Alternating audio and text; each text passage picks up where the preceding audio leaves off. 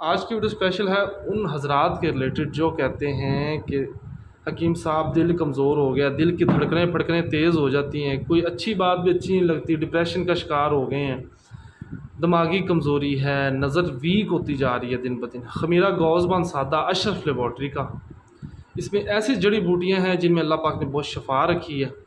ये निज़ाम को भी बेहतर करता है और इम्यून सिस्टम को भी बहुत बेहतर करता है। ठीक है, एक डब्बी इस्तेमाल करें, इंशाल्लाह रिज़ल्ट मिलेगा।